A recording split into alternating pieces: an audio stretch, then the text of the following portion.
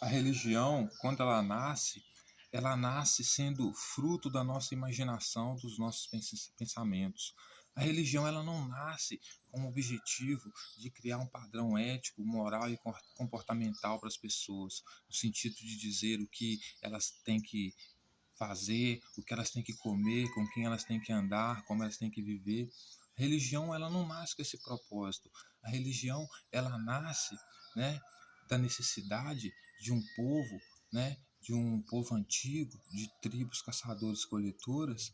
A religião ela nasce, né, da imaginação, né, da vontade, da necessidade de encontrar respostas para as coisas, os fenômenos naturais que aconteciam no seu dia a dia.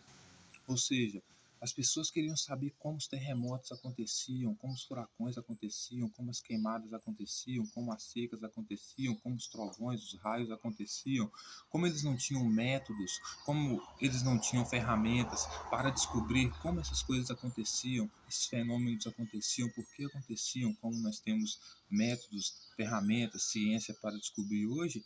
Eles achavam que tudo aquilo acontecia por causa da vontade de Deus. Então, se tinha um furacão, se tinha uma chuva mais forte, se tinha uma queimada, se tinha um sol mais forte, acontecia, eles acreditavam que acontecia, eles inventavam que acontecia por causa da vontade de Deus, certo? Mas como isso muda, né? Mas chega um determinado momento que isso muda, né? Então, essa, essa pessoa que acreditava que a, a natureza era a expressão de Deus, ou seja, a natureza expressava Deus, agora ela vai achar que o ser humano é a imagem e semelhança de Deus. Mas como isso acontece?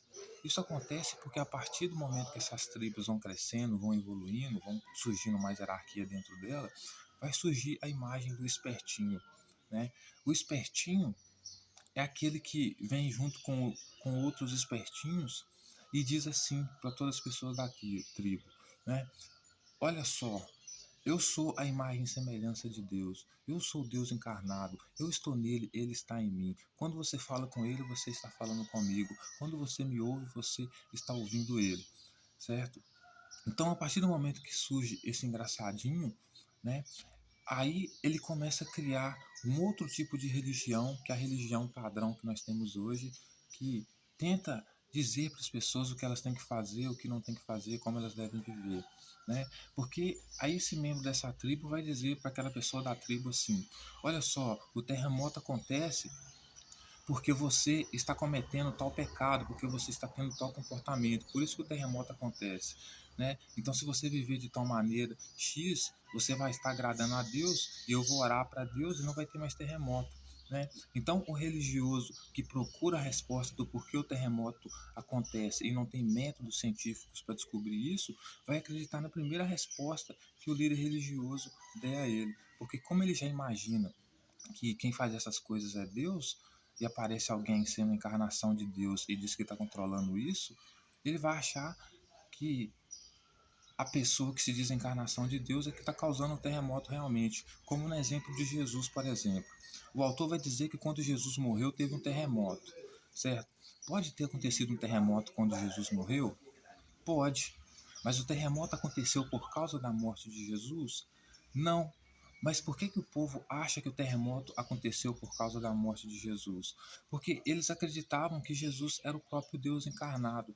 Então, como eles viam a realidade, interpretavam a realidade com viés religioso, né, fazia muito mais sentido para eles acreditarem que o terremoto aconteceu por causa da morte de um homem santo, né, do que acreditar que o terremoto aconteceu por outras causas, né? E o terremoto ele aconteceu por quê? Porque ele acontece, é um ciclo natural da vida, né? Então o terremoto na época de Jesus ele pode ter acontecido por causa da morte de Jesus? Não, mas ele pode ter acontecido por coincidência no dia que Jesus morreu? Pode, mas uma coisa não tem nada a ver com a outra, certo? E quando nós levamos esse conceito para a política, né, aí você vai ver que quando a religião ela passa a se tornar o homem sendo a imagem e semelhança de Deus, né, aí começa a se usar a religião como doutrina. né, como forma de ensinar as pessoas o que fazer, o que viver, como viver. Tanto que você vai ver que lá no Rei Salomão, lá ele vai dizer que Deus dá trabalho ao pecador para que ele ajunte e amontoe para aquele que agrada a Deus, que é o Filho de Deus, que é o Rei, que é a autoridade, que é o sacerdote. Certo? Justamente por quê? Porque dentro dessa mitologia deles, o trabalho é utilizado como método, uma ferramenta de punição para o pecador. Então, o povo, o trabalhador, ele trabalha justamente porque ele é pecador, porque ele é filho do homem, de uma classe inferior. E a classe dominante, o rei, o filho do rei, o imperador, o sacerdote, eles não trabalham justamente por quê? Porque eles é a classe que agrada a Deus, certo? Então, por isso, eles não trabalham, né? Então, quando você vai olhar isso na política, é isso que você encontra, né? Você encontra uma religião que deixa de ser, né, uma religião inocente, uma religião simples, né, que busca apenas respostas imediatas para acontecimentos do seu cotidiano relacionado à natureza. Então você sai dessa crença para ir para uma crença onde o Deus é a própria pessoa encarnada, né? E a partir desse momento você faz as pessoas acreditarem, né, que elas são trabalhadoras, elas estão pobres, justamente por quê? Porque elas nasceram inferiores, nasceram pecadoras e por isso elas têm que trabalhar para enriquecer você.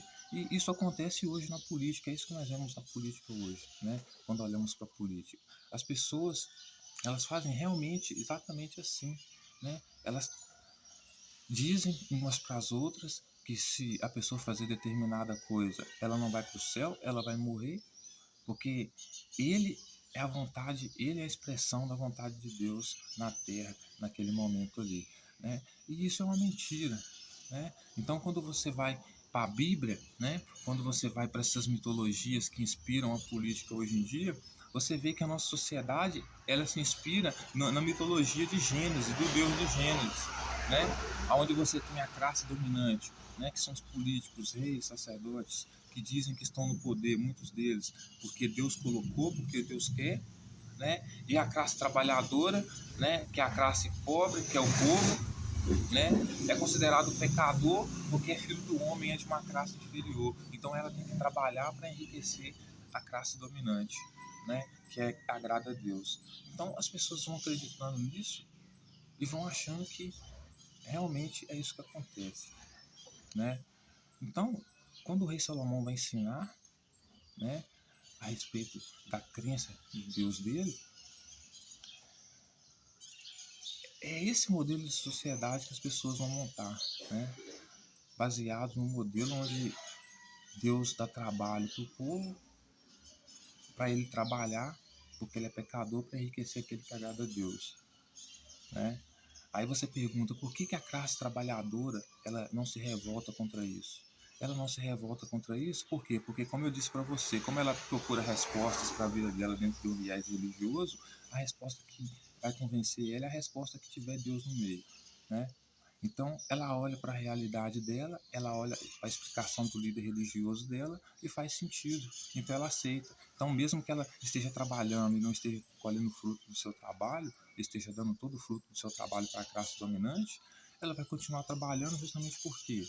Porque ela vai pensar o seguinte, né? Não vai se revoltar porque eu estou pobre porque Deus quis, porque Deus quer. Não é porque a classe dominante mente para mim, dizendo que Deus colocou ela lá e que eu tenho que servir ela e dar toda a minha riqueza para ela, né? Ele não vê por essa perspectiva, por esse ponto de vista. Ele não vê que a classe dominante está enganando ele, enganando outras pessoas, né, através da violência e da mentira.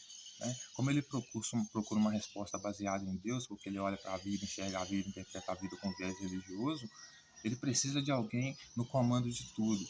Né? Assim como precisava de alguém no comando do terremoto. Então, para ele faz muito mais sentido acreditar que o terremoto aconteceu por causa de um homem santo ter morrido, porque ele acreditava naquele homem santo, do que acreditar que o terremoto aconteceu por causas naturais, por movimentos específicos da natureza, né? de questões da natureza. Então, ele nunca vai se revoltar contra o rei, contra a classe dominante, justamente por quê? Porque a resposta que ele encontra é a resposta enganosa que o líder religioso vai dar para ele. Ou seja, eu não preciso me revoltar, eu não vou me revoltar porque se as coisas estão assim, eu trabalho e não recebo, não como porque Deus quis, porque eu sou pecador, eu tenho que trabalhar e ajuntar para aquele que agrada a Deus, que é a autoridade, e só é autoridade porque Deus colocou lá, né? E só não trabalha porque não é pecadora, ela agrada a Deus. Eu trabalho porque eu sou pecador e desagrado a Deus. Então ela nunca se revolta. Não existe revolta dentro dela. Por quê? Porque ela acha que está fazendo a vontade de Deus. Então o cara utiliza-se de um fato que acontece, ou seja, acontece o terremoto. Aí ele vê que uma pessoa, por exemplo, morreu naquele dia, no mesmo dia que aconteceu aquele terremoto. Ele vincula o acontecimento desse terremoto, que é algo natural, à morte ou ao acontecimento de alguma coisa na vida de uma pessoa. Então o religioso vai achar que tudo que acontece por causa da vontade de Deus, ou porque um filho de Deus morreu, ou porque ele foi ferido, né? A mesma coisa na classe política, né? Ele nunca vai se revoltar, por quê? Porque ele acha que o que está acontecendo é a vontade de Deus. Ele foi feito realmente para trabalhar, ajuntar e acumular para aquele que agrada a Deus, porque ele é pecador e é punido com trabalho, né? Assim como Adão em Gênesis foi feito apenas para trabalhar, para plantar para Deus, mas quando peca, Deus pune com mais trabalho. Mas ele acredita que ele tem que trabalhar mesmo porque Deus quis assim, né? Então ele nunca procura outro tipo de resposta, né? Ele vai continuar trabalhando e acumulando para aquele que agrada a Deus, que é o rico, que é a classe dominante. Por quê? Porque a resposta que ele encontra, a resposta que ele aceita, é uma resposta que tenha Deus no meio, certo? Porque para ele é a vontade de Deus.